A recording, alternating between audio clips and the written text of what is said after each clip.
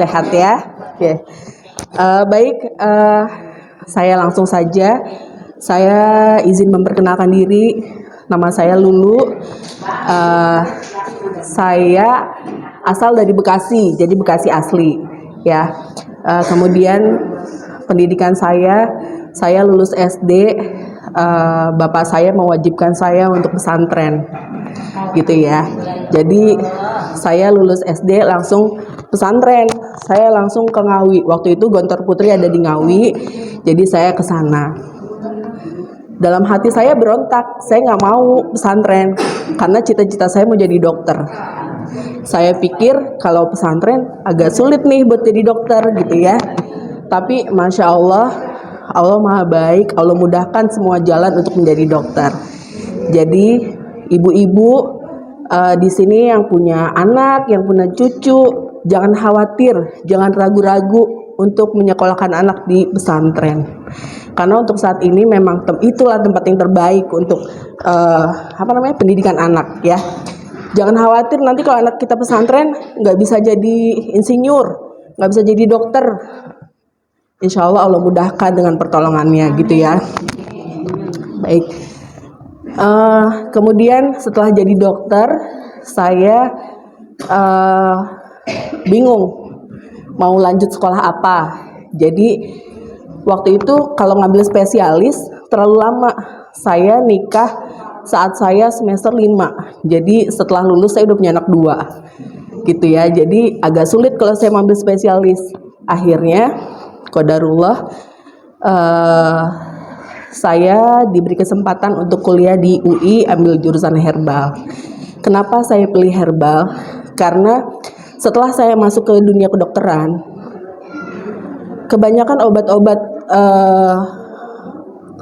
konvensional itu hanya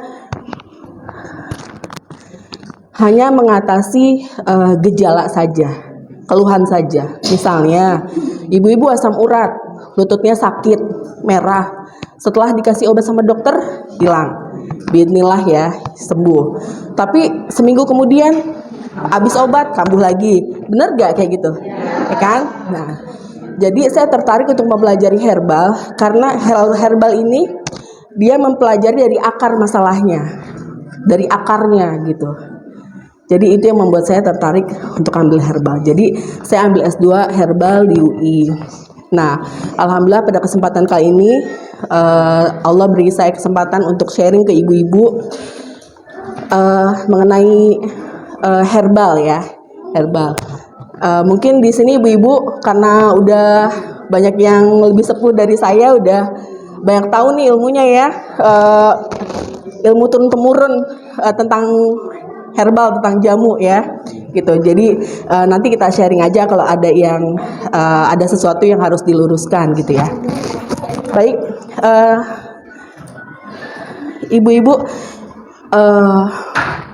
menurut ibu-ibu herbal dengan tibun nabawi sama atau tidak? Hah? Sama atau tidak? Apakah herbal itu tibun nabawi atau bukan? Hah? Ada yang tahu ibu? Hah? Beda ya. Sekarang kan apa-apa herbal disebutnya tibun nabawi. Nah, menurut ibu-ibu herbal itu sama dengan tibun nabawi atau tidak? Sama atau tidak? Hah? Ya beda ya Bu, betul. Jadi tibun nabawi itu adalah apa-apa yang dicontohkan oleh Nabi ya, apa yang dikerjakan dicontohkan oleh Nabi.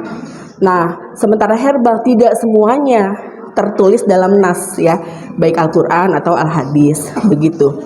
Jadi tapi di dalam Al-Quran kan disebutin ya, tidak semua dalam Ali Imran ayat 191 kalau salah disebutkan bahwa tidak semua yang ada di bumi ini tidak ada yang sia-sia gitu ya, begitu. Jadi baik, saya mulai. Herbal itu adalah tumbuhan yang memberi manfaat ya Bu, ya, yang beri manfaat terutama untuk kesehatan. Jadi tumbuhan ini ada zat aktif di dalamnya. Kalau ibu belajar lebih dalam lagi, itu ada zat aktifnya.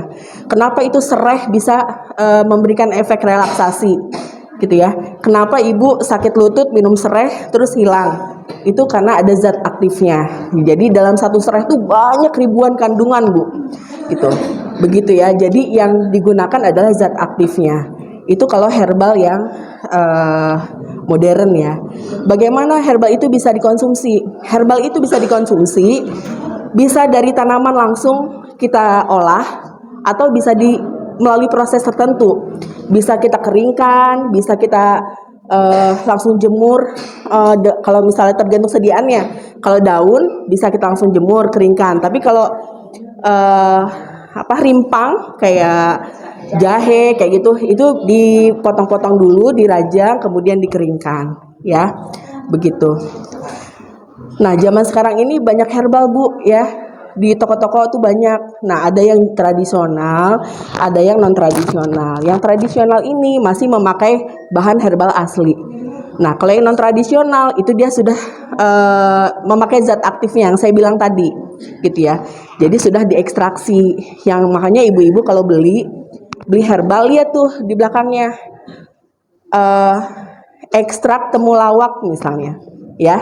Kalau ekstrak temulawak berarti zat aktifnya di temulawak yang udah yang ada. Beda dengan bubuk temulawak. Kalau bubuk temulawak itu setelah dirajang, dikeringkan, kemudian dihaluskan, itu bubuknya. Nah, jadi yang baik untuk kita saat ini adalah ekstraknya, karena itu zat aktifnya, Bu Ibu ya. Jadi kalau beli kapsul-kapsul herbal, dilihat dulu belakangnya apa kandungannya. Nah, kalau selain harus terdaftar di Badan POM ya, itu kita lihat kandungannya yang ekstrak. Nah, sekarang ini ada herbal yang terstandar. Herbal yang terstandar ini, herbal yang sudah gila aja kan, Mbak. Nah, herbal yang udah teruji dia, aman atau enggak, gitu, aman atau enggak.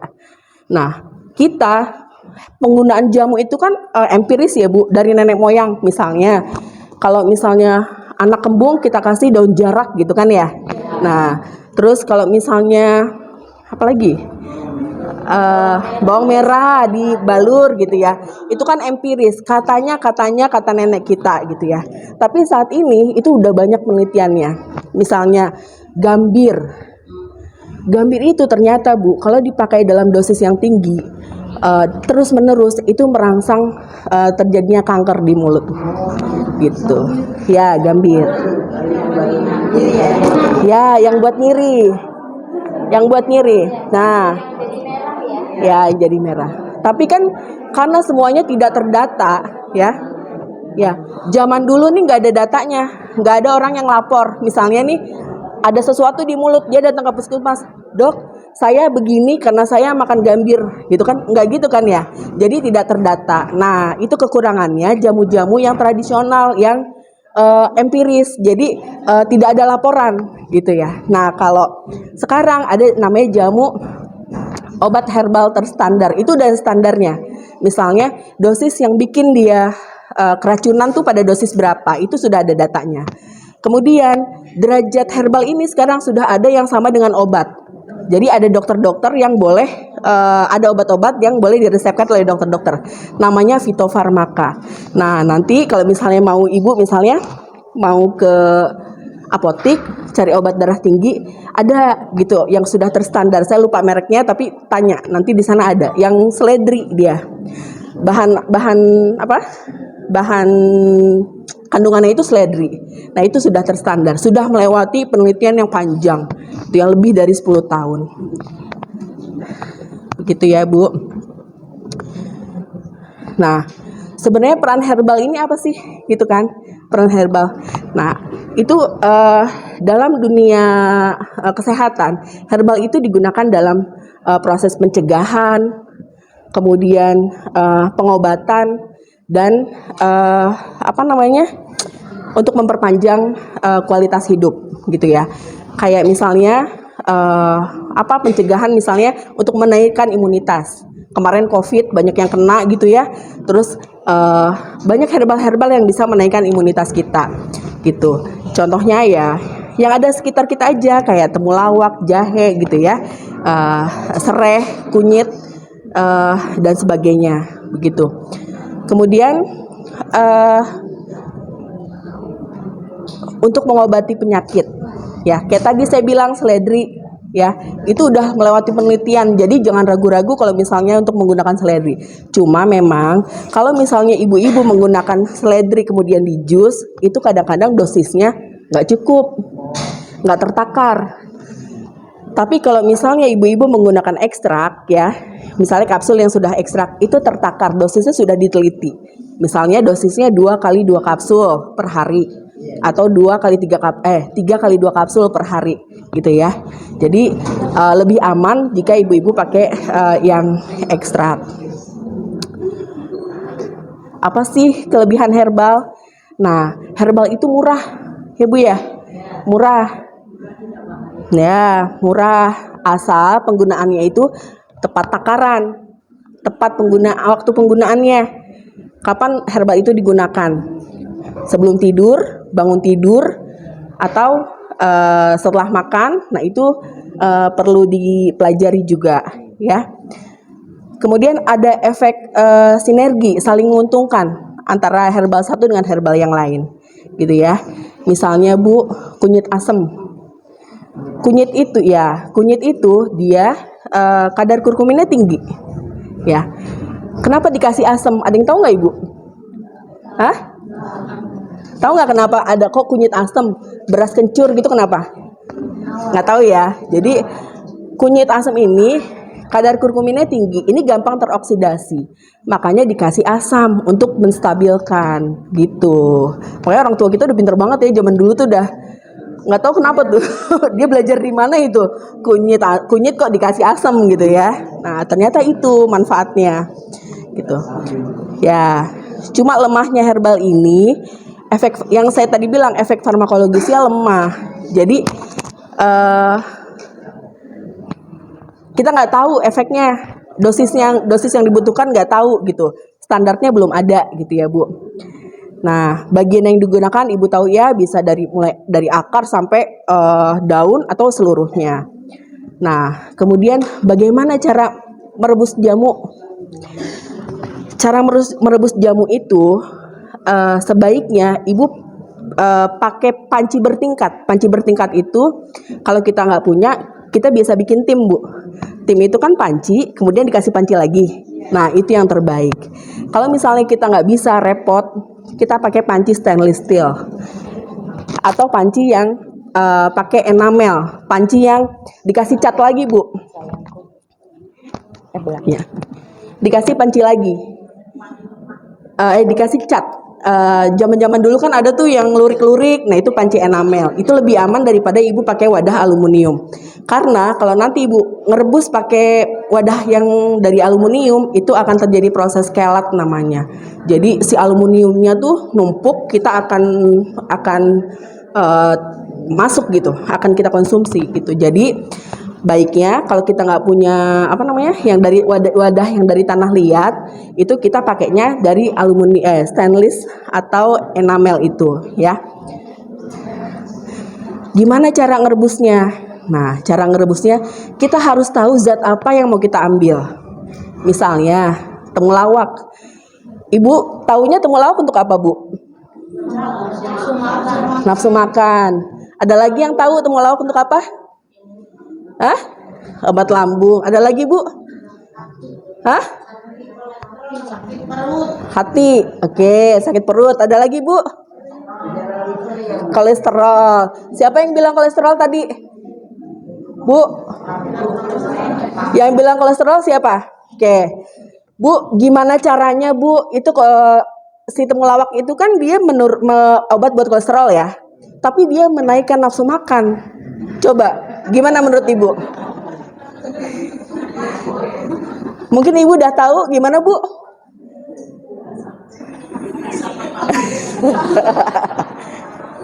Nah, di sini Bu. Jadi bukannya cuma manusia nih Bu yang punya muka dua, herbal juga punya muka dua.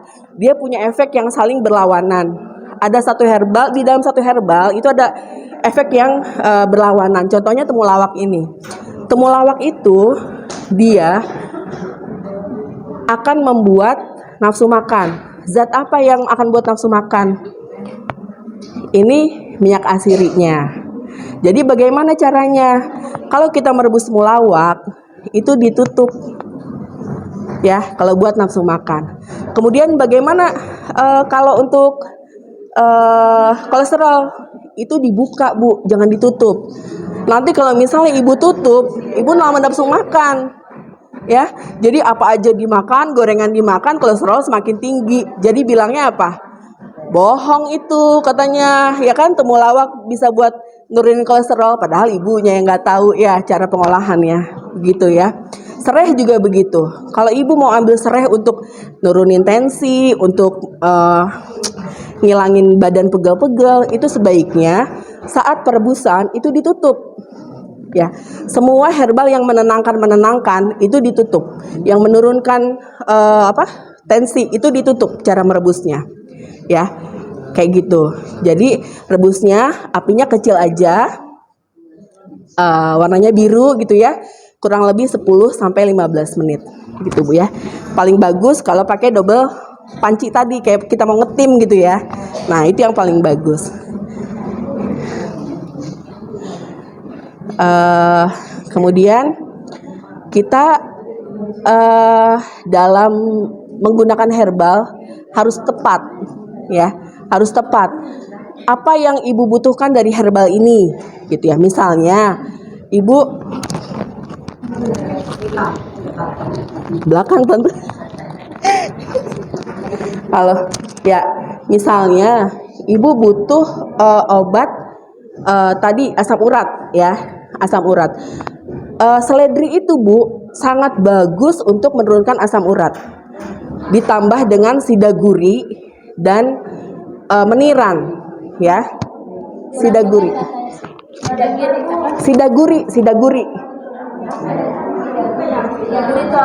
Sidaguri ada ibu bisa browsing nanti ya. Harusnya saya pakai gambar ya. Sida. CSS. Sidaguri coba. Ya, harusnya sidaguri. Nah, ibu harus tepat dalam memilih herbal. Misalnya, ya tadi saya bilang ibu asam urat. Kemudian ibu mau pakai seledri nih, karena ibu dengar-dengar nih seledri nih bisa nurunin asam urat gitu. Itu betul. Tapi kita lihat dulu tensi ibu, ya. Apakah tensi ibu tinggi atau rendah? Kalau tensi ibu tinggi, bagus pakai sidaguri. Pakai seledri ya. Karena selain menurunkan asam urat, seledri itu menurunkan tensi. Ketika tensi ibu rendah, iya tante, itu ya, itu, ya sidaguri. Nggak tahu namanya ya, ya.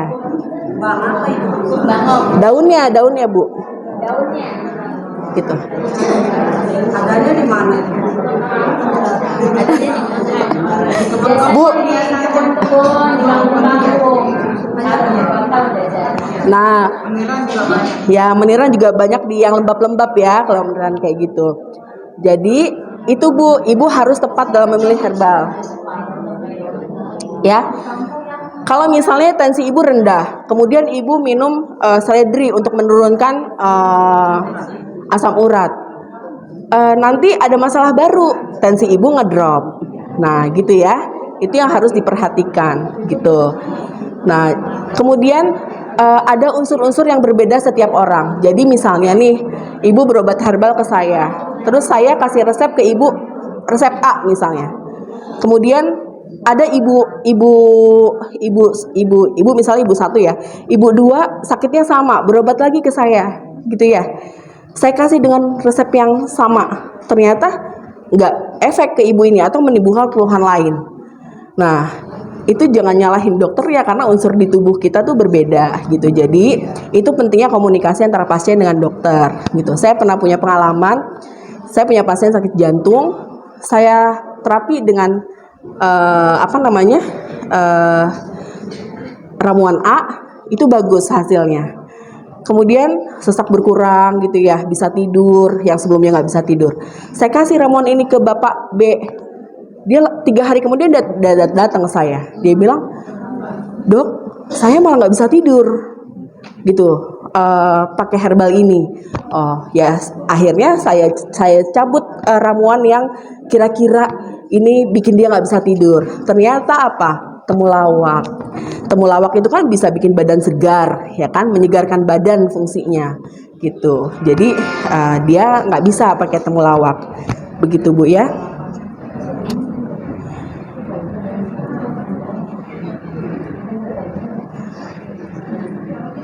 Nah ini saya coba bahas tentang satu penyakit ya Bu ya, hipertensi.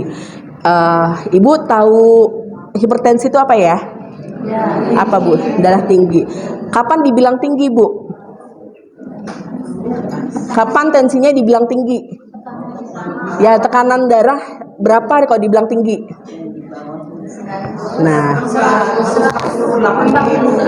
Nah, jadi kalau usia di bawah 60, di atas 140 itu sudah dibilang tinggi ya Bu. Jadi kitanya harus peduli sama diri kita. Kadang-kadang ini silent killer Bu. Jadi kita nggak tahu kita udah jatuh gitu ya. Jadi karena kita merasa nggak ada keluhan, nggak pernah sakit kepala, nggak pernah pusing, nggak pernah apa gitu ya. Jadi kitanya harus aware, kita harus peduli sama diri kita. Misalnya di RW gitu ya, atau di RT belilah 1 tensi gitu ya, kalau dalam tiap rumah keberatan gitu.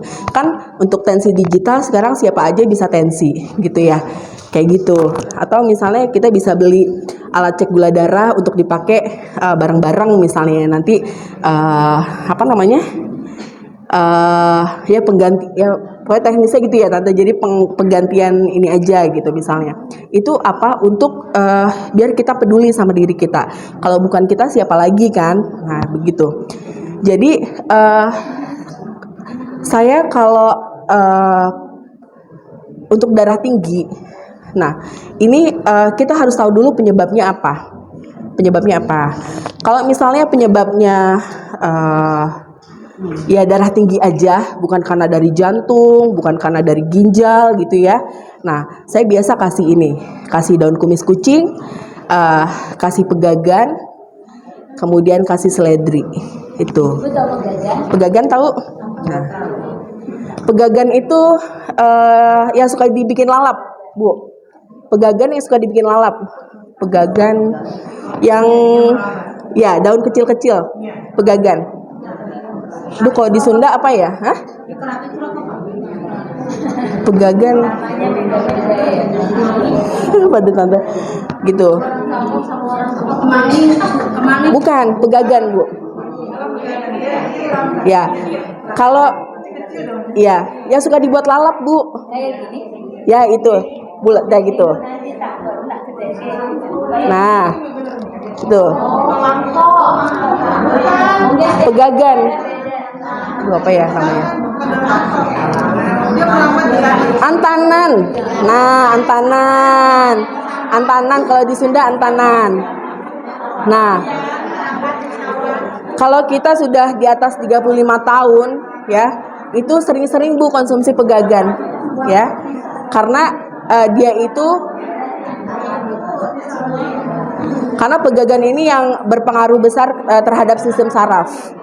Jadi dia ini vitamin untuk saraf kasarnya gitu ya.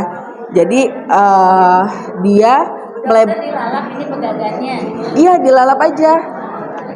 dilalap aja atau misalnya mau di jus boleh. Cuma kan kalau di jus kan porsinya harus banyak ya. Begitu. Ya. Kumis kucing juga bisa untuk hipertensi. Tapi hati-hati. Kalau kumis kucing itu dia kan mengeluarkan urin banyak ya. Jadi nurunin tensinya tuh dengan pipis yang banyak. Nah, akhirnya kita ada mineral-mineral yang terbuang gitu. Jadi hati-hati banget menggunakan herbal ini gitu ya. Kalau kumis kucing diapain? Sama, direbus boleh. Direbus. Kalau jadi gini, direbus itu ada namanya dekokta dalam proses pengolahan itu dekokta tante. Jadi yang saya bilang tadi direbus, di tim begitu ya, itu seperti sarinya dikumpulkan di situ, begitu. Tapi kalau dimakan gitu aja, itu kurang, membutuhkan lebih banyak Bu, membutuhkan lebih banyak sediaan, gitu, begitu. Jadi kalau takanan rimpang ya, takanan rimpang itu kita pakai jari telunjuk kita. Misalnya ibu badannya kecil ya, nggak kayak saya yang besar gitu misalnya. Nah, telunjuknya ukuran ibu aja pakai 1 telunjuk, 3 telunjuk kayak gitu ya. Kemudian kalau untuk daun-daun kita pakai genggam ya, segenggam tangan ibu, jangan segenggam tangan saya. Kalau saya gemuk besar, jadi genggamannya besar. Kalau ibu kecil, genggamannya lebih kecil. Nah, itulah kebutuhan kita gitu. Jumputan saya dengan jumputan ibu beda gitu. Jadi kebutuhan diri ibu adalah ukuran jumputan ibu, gitu ya.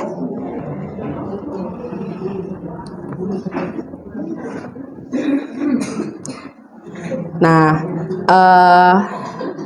ini mengingat ibu-ibu yang sudah hadir ini usianya 40-60 ya. Saya akan bahas tentang menopause kali ini ya Bu. Ya, tadi pengenalan herbalnya. Ada yang mau ditanya tentang herbal, pengenalan herbal tadi? Ya, silakan Bu. Siapa dulu nih?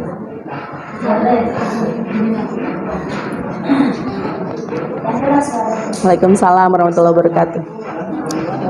Waalaikumsalam warahmatullahi wabarakatuh.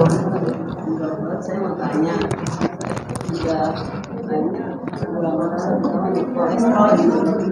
Saya udah dikasih obat, tapi nggak turun-turun. Memang saya Kolesterolnya nggak turun setelah minum obat 1 tahun. tapi memang saya suka masih makan.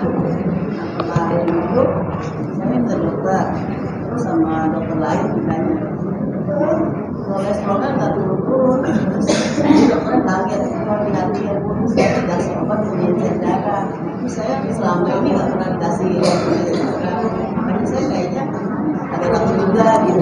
Takut minumnya. Tapi saya sudah minum 2 kali atau 3 kali. Ada perbedaan nggak rasanya setelah diminum? Ya karena kan saya belum ke rumah sakit ke puskesmas lagi kemarin itu baru kemarin. Ada saya juga lagi sakit kan, waktu sakit saya makan paling puasa Ya. Oh, tetap tinggi. Ya, oke, baik. Penyebabnya apa? Ya, baik. Maaf Ibu, kolesterolnya berapa? 300 lebih. Oke, baik. Ya, itu tinggi ya. Jadi usia ibu berapa? Maaf, usia ibu berapa? Sudah menopause ya. Nah, ini yang akan saya sampaikan ya Bu ya. Jadi penyakit-penyakit pada usia di atas 55 tahun itu penyakit-penyakit yang kebanyakan ditimbulkan oleh efek dari post menopause ya. Darah tinggi, yang tadinya ibu nggak darah tinggi jadi darah tinggi, kolesterol, DM, itu semua dari efek-efek menopause gitu ya. Menopause itu apa? Nah, nanti akan saya jelaskan. Cuma atau nanti ya Bu ya dijelaskannya ya sekalian ya, dijelaskannya sekalian nanti ya. Ya, sekarang kalau ada pertanyaan tentang herbal aja dulu, basicnya herbal gitu. Yang tadi saya sampaikan ya. Untuk herbal yang tadi dijelaskan dari darah tinggi itu yang hipertensi, memang saya itu kan masih muda ya, tergolong 25 tahun, Mudah sekali. masih muda sekali, tapi disarankan dokter itu mengkonsumsi obat yang apa itu, yang tiap hari obat itu setiap hari. Cuma saya sedikit tahu dari itu kan lewat herbal, cuma dia itu takut kalau putus dari Berpipis. Oke. Oh gitu ya. Bisa tiba-tiba pecah Ya, gitu. baik. Itu juga yang saya pelajari waktu saya sekolah dulu Bu ya. Jadi ketika kita sudah didiagnosa dengan darah tinggi, kita wajib meminum obat hipertensi setiap hari ya. Ya. Itu kembali lagi Bu, Ibu percaya nggak? Allah bilang likulid dawa, likulid da'in dawa, percaya kan? Nah, setiap ada penyakit ada obatnya, ya. Itu dulu harus kita yakini Bu. Itu dulu harus kita yakini bahwa kita yakin setiap penyakit ini Allah turunkan obatnya, ya. Itu dulu. Nah, ini sudah saya praktekkan ke ibu saya, ya. Jadi ibu saya ini darah tinggi, stroke, ibu saya stroke, sampai orang tuh nggak percaya. Kemarin COVID ibu saya nggak kena, gitu. Maksudnya nggak parah, itu nggak percaya. Masa iya nggak kena, sementara satu rumah kita pada kena, ibu saya nggak kena. Coba, orang tuh nggak percaya gitu. Dan apa yang dikonsumsi ibu saya? Ibu saya berhenti minum obat dokter. Kalau minum obat dokter, ibu saya tuh kelihatan lemes, ya, nggak bergairah gitu. Males-males gampang. Iya. Jadi satu, mental kita dulu kita siapkan. Kita percaya, kembali lagi ke keimanan ya. Kita percaya bahwa setiap ada penyakit itu ada obatnya. Kita yakin itu. Jangan pernah takut untuk melepas obat. Memang ada tekniknya Bu. Nggak main lepas-lepas gitu aja. Ada tekniknya. Jadi ibu mungkin bisa minta pendampingan dari dokter yang ngerti herbal. Nanti bisa catat nomor handphone saya. Kalau misalnya mau tanya-tanya atau mau apa, ibu bisa konsultasi. Walaupun kita nggak bertemu langsung, bisa pakai WA ya. Begitu. Jadi dilepasnya pelan-pelan. Kapan kita bisa lepas obat ini, bisa enggak, itu dokter yang bisa menilai. Begitu Bu. Ya. Jadi bisa lepas. Dokter Zaidul Akbar juga bilang gitu kan? Gitu. Nah, bisa lepas. Termasuk yang sudah 15 tahun konsumsi itu. Bisa. Itu artinya nggak jadi Ya, ya? bisa. Cuma yaitu kapan waktu lepasnya itu memang perlu dokter, perlu pendampingan. Jangan kita di masa-masa yang lagi butuh obat gitu ya, terus tiba-tiba kita lepas. Kita harus rasional juga Bu, harus rasional. Saya punya pasien saya tuh strict banget, nggak mau pakai obat dokter. Mungkin dia menganggap obat dokter itu kan banyak yang kehalalannya tidak bisa dipertanggungjawabkan atau apa begitu ya. Tapi dia datang ke saya pikir dia mau minta herbal. Ternyata dia bilang apa? Ini istrinya Ustadz. Dia bilang, "Dok, jangan kasih saya herbal." Loh, kenapa Bu? Saya trauma Dok, anak saya meninggal karena minum herbal. Tidak dia bawa ke dokter. Jadi dia nggak mau pakai herbal. Nah, inilah kesalahan kita Bu. Allah turunkan ilmu yang begitu luas untuk kita kaji ya. Dan kita juga harus sadar gitu. Misalnya ibu-ibu kan nggak sekolah dokter. Jangan juga menyalahkan dokternya, ya. Misalnya, dokter itu begitu. Mereka pasti ada alasannya untuk begitu. Kadang-kadang kitanya yang suka sok tahu, Bu, ya. Kitanya yang suka sok tahu, gitu. Jadi untuk penyakit-penyakit infeksi, contohnya, infeksi bakteri, infeksi virus, itu saat kita terinfeksi, kita harus jangan pakai obat herbal sendiri. Jadi obat herbal ini harus berdampingan dengan obat dokter. Ya, mungkin saya juga agak berseberangan dengan dokter-dokter herbal lainnya gitu ya, yang bisa kok herbal, bisa kok gitu ya. Tapi kita kan disuruh berpikir ya sama Allah ya, suruh berpikir. Jadi kita harus rasional. Kerjanya herbal ini lambat, Bu. Kerjanya virus sama bakteri ini cepat, ya kan? Misalnya untuk paru-paru.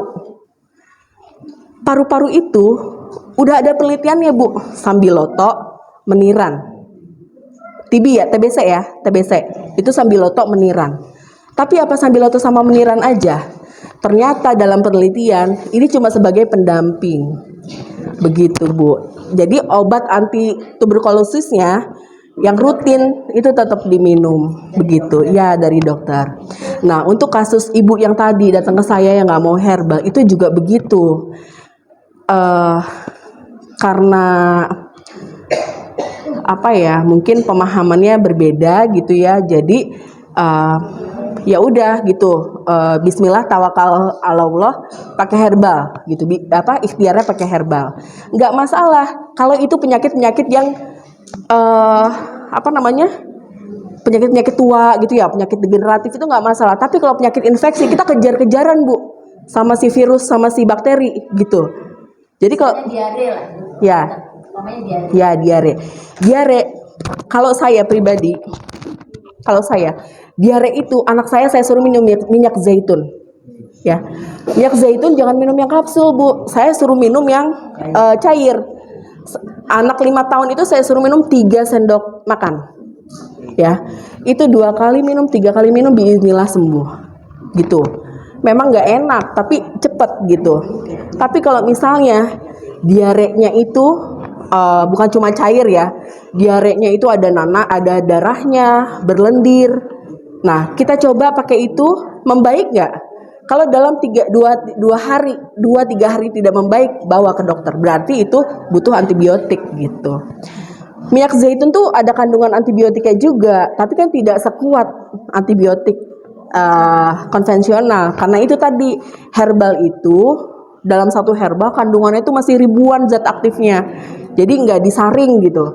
Kalau misalnya kita antibiotik yang dari dokter itu sudah saringan gitu, sudah memang segitu gitu, udah paten lah, udah apa ya, efeknya udah kuat gitu.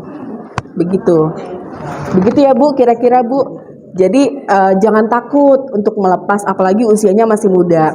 Nah, ini biasanya orang-orang yang muda yang hipertensi itu dia memang genetik, punya keturunan, begitu. Bisa jadi, cuma sekarang penyebab hipertensi itu kan udah bergeser ya. Tadinya keturunan nomor 1, ternyata sekarang lifestyle ya kan, gaya hidup. Ibu perempuan punya anak laki-laki, ibu sakit gula, nanti anaknya suruh siap-siap, awas sakit gula gitu kan, karena keturunan gitu. Nah, padahal itu udah bergeser sekarang Bu penyebabnya. Saya lupa ke nomor 3 atau 5. Sekarang itu gaya hidup.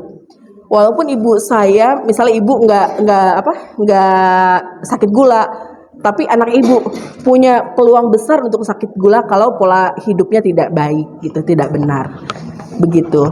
Jadi itu Bu mungkin perlu dikaji dulu untuk melepas obat-obat yang biasa dikonsumsi gitu ya. Ada lagi Bu? Ya, terkait herbal. Tante gitu. Bawang putih itu buat apa Bu? Buat darah tinggi. Ibu peruntukannya untuk apa? Ya. Oh ya. Ya betul Bu. Betul. Jadi senyawa di dalam bawang putih itu ada yang bisa merelaksasi bikin kita rileks. Kalau kita rileks, tensi turun, kolesterol turun, DM juga, gula darah juga turun, kayak gitu ya. Nah memang ada namanya sindrom metabolik. Sindrom metabolik ini 3 penyakit yang saling berkaitan, hipertensi, kolesterol, sama DM, diabetes gitu ya, kayak begitu. Nah terkait dengan, saya langsung jawab ibu ini tadi ya, jadi nggak kesini ya, tentang kolesterol tinggi. Kita kalau ke puskesmas, ibu kan dicek lewat ini ya kan, kolesterol. Kalau ibu ada riski atau misalnya dapat rujukan ke vaskes ya, ke lab, ibu minta dicek profil lipid bilangnya. Profil lipid itu ada LDL, HDL, trigliserid sama kolesterol total. Nah, sebenarnya kolesterol yang dicek di sini itu gambaran kolesterol umum. Sedangkan untuk penyakit-penyakit kayak stroke, jantung koroner, itu yang jadi patokan kita, yang jadi yang jadi patokan kita tuh perbandingan LDL dengan HDL, lemak baik sama lemak jahat gitu. Jadi itu yang harus kita ini. Jadi jangan misalnya nanti ibu cek bagus kok kolesterolnya, tahu-tahu ibu stroke. Padahal saya nggak kolesterol loh. Nah, bukan kolesterol totalnya, LDL yang ibu perlu lihat gitu. Jadi kita sebagai pasien Kan sekarang pasien tuh kadang-kadang sebelum ke dokter baca-baca dulu nih dia, ya kan? Apa yang mau ditanya? Nah itu nanti bilang sama dokternya, dok, kok saya udah sebulan minum obat ini nggak ada perbaikan, gitu ya? Misalnya, bisa gak dok dicek kolesterol apa nih yang tingginya, gitu? Kayak gitu. Jadi kita yang proaktif untuk bertanya. Karena kalau dari puskesmas kan mereka kan terbatas, ya terbatas gitu. Jadi begitu. Obat-obat yang dikasih, ibu apa dikasihnya? Simvastatin. Simvastatin itu memberi efek ekstrapiramidal. Jadi nanti ibu bisa-bisa, bukan nakut-nakutin, maksudnya efek sampingnya itu adalah bisa Parkinson, gitu ya. Kalau kelamaan, ya. Kalau kesemutan enggak. Kalau kesemutan itu mungkin efek dari ya kayak gitu. Nah sekarang ada generasi yang bagus, golongan statin juga, atorvastatin. Nah cuma kan mahal, jadi puskesmas pasti ngasihnya simvastatin gitu. Ya jadi nggak apa-apa untuk sekarang diminum simvastatinnya, didampingi dengan herbal. Nanti kalau ibu udah bagus, itu bisa dilepas obatnya gitu ya. Boleh, bawang putih bagus, gitu. Ya, ya. Yang mana dulu ini? Tante yang mana? Dulu ya, Mbak Ade.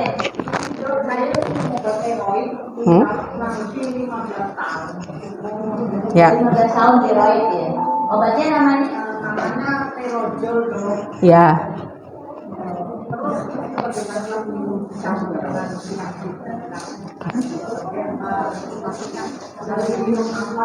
Oke, baik. Sekarang kadar Obat itunya bisa dipegang. enggak. Ya.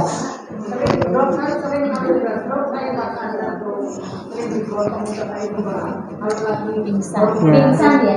Apa lemes aja?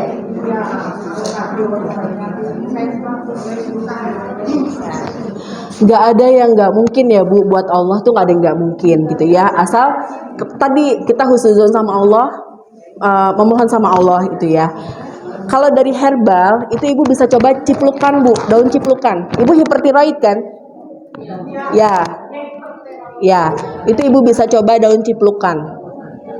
Daun ciplukan Bu, tahu gak ibu daun ciplukan? Tahu ya? Nah itu, ya itu ibu bisa, ya direbus Bu daun ciplukannya. Ibu ambil segenggam, ibu bikin rebus pakai 3 gelas air. Apinya kecil aja sampai jadi 2 gelas air, ya. Ibu minum segelas pagi, segelas sore. Segenggam tangan ibu, ya. Kayak gitu. Ibu coba sambil berdampingan dengan minum obat dokter. Nah, untuk minum obat dokter ini, minumnya jangan barengan, Bu. Kasih jeda 2 jam. Seluruh herbal ibu minum kasih jeda 2 jam. Bisa sebelum, bisa setelah obat dokter, ya. Kayak gitu. Jadi harus ada jedanya. Nanti misalnya ibu minum amlodipin nih jam 6 pagi ibu minum. Terus berapa menit kemudian ibu minum jus seledri misalnya, itu ibu bisa drop gitu. Nanti seledrinya disalahin. Padahal ibunya nggak tahu, harusnya minumnya dikasih jeda minimal 2 jam, gitu ya. Ya, sama-sama. Ya, Assalamualaikum warahmatullahi wabarakatuh. Waalaikumsalam warahmatullahi wabarakatuh.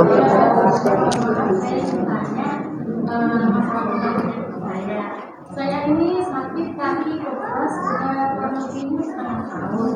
Saya sudah berobat jalan, namun selama ini Allah belum dikasihkan kesembuhan. Padahal tes kolesterol nggak ada, gula darah kolesterol nggak ada. Yang saya rasain tebel di telapak kaki itu. Terus salah tensi saya memang naik turun, kadang-kadang normal, kadang-kadang 23, kadang 30, kemarin kadang-kadang 140. Yang saya harus tambahin konsumsi obat yang dilakukan itu yang apa gitu kalau Mohon maaf, usia ibu berapa?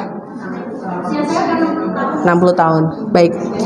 Jadi untuk kasus-kasus saraf itu bisa nyeri, bisa kesemutan, kayak gitu kan saraf ya. Jadi peredaran darah tuh nggak lancar. Itu paling kuat adalah pegagan, Bu. Pegagan juga dia pengencer darah.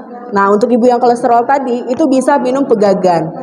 pegagan jahe itu ya, itu bisa dipakai. Bisa COD Bu biasanya. COD apa? Pegagan jahe itu ya. Nah, ya direbus. Kalau ibu nggak mau ribet, ya kalau ibu nggak mau ribet, sekarang ada Bu kapsul ekstrak pegagan. Ibu bisa minum itu. Ibu beli dari toko yang terpercaya, gitu ya, toko terpercaya. Kalau saya biasanya pakai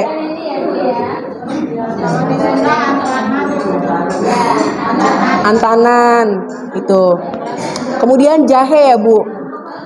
Jangan lupa habatus sauda. Habatus sauda juga itu punya efek mengencerkan darah.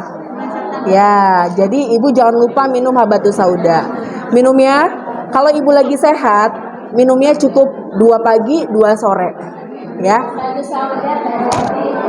Ya. Tapi kalau ibu lagi sakit, ibu minumnya tambahin 5 kapsul misalnya, 5 pagi, 5 sore. Gitu ya. Kejadian di saya tuh alergi Bu, saya batuk. Ini nggak sembuh-sembuh, semua obat udah saya minum, sampai antibiotik pun udah saya minum. Bismillah sembuh dengan habatus sauda.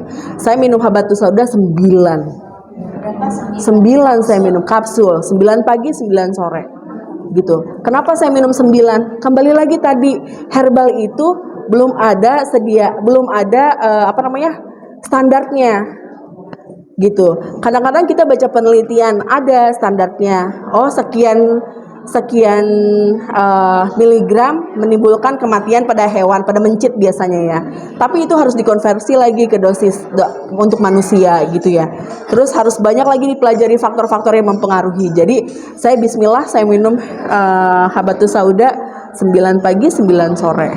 Itu baru memberikan efek. Sebelumnya saya minum cuma 2, 3 gitu.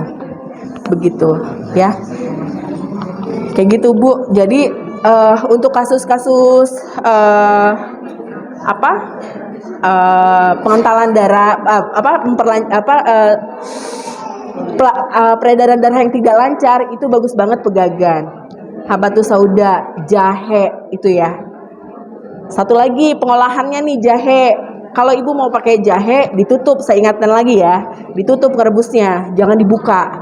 Kalau dibuka, efeknya nggak terasa nanti sama ibu. Ibu bisa coba gitu, ibu bisa coba dengan ngerebus ditutup. Ukurannya gimana Bu? Ukurannya pakai telunjuk ibu, ya, telunjuk ibu gitu, telunjuk. Coba rebus 3 ya. Maka panjangnya ibu sama saya beda kan? Nah gitu, kayak gitu. Iya. Jadi ibu mau pakai tunggal boleh, mau campur boleh, ya. Jadi kalau jahe jangan lupa untuk dipotong-potong, itu dipotong-potong tipis dulu, kemudian direbus, ditutup sambil ditutup, gitu ya. Oke. Bisa nyata ya, kami itu sederetan rumah. Bulan kemarin itu Agustus itu awal itu semua taman itu pada takut, terus kebas itu sampai dari ujung sampai ujung keluhannya sama. Untuk kebas sama itu obat-obatnya ibu-ibu semua yang kena. bapak-bapak ada. Bapak-bapak ada. Cuma dikasihnya asam mefenamat. Ya, mefenamat. Ya. Tapi nggak ada demam ya Bu? Ada yang demam, ada yang tidak. Oh, kalau yang demam itu mungkin cikungunya. Mungkin. Tapi sampai sekarang masih ada yang sudah lewat dari 3 minggu, masih ada minus sama kebasnya. Oh gitu. Kalau sampai udah Iya, cikungunya. Iya, mungkin cikungunya ya. ada yang efeknya sampai lama, ada yang Gitu. Jadi nah ini lagi ya Bu, kalau demam, anak kita demam misalnya, ibu kasih bukan, misal herbalnya misalnya dikasih Ya, alang-alang misalnya, ibu rebusin alang-alang. Terus 3 hari nggak sembuh, ibu jangan terus kasih dia alang-alang gitu. Jadi ibu minta pertolongan dokter, maksudnya ibu datang ke dokter, ini udah saya kasih alang-alang, nggak turun-turun dok gitu ya. Nanti kalau dimarahin dokternya lagi dikasih alang-alang gitu. Ibu percaya sama herbal-herbal gitu ya, kayak gitu. Iya, kayak gitu. Jadi kalau demam, demam ini satu tanda ada peradangan. Peradangan ini disebabkan oleh infeksi bakteri, infeksi virus. Nah itu yang kita harus hati-hati. Selama nggak ada demam, mungkin masih bisa santai-santai. Tapi kalau kita nyeri badan, terus kita demam, nah ada sesuatu itu gitu ya. Baik, ada lagi? Udah ya tante. Aduh, sayang sekali Bu, waktu yang tidak mengizinkan kita untuk berlama-lama gitu ya. Ibu boleh catat nomor telepon saya, kalau mau tanya-tanya boleh. Tapi mohon maaf kalau slow respon, tapi insya Allah pasti dibalas. Nomor telepon saya 0811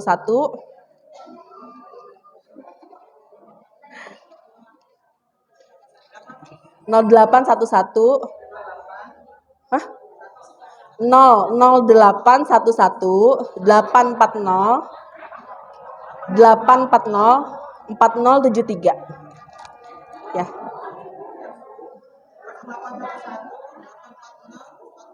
Ya. Ya.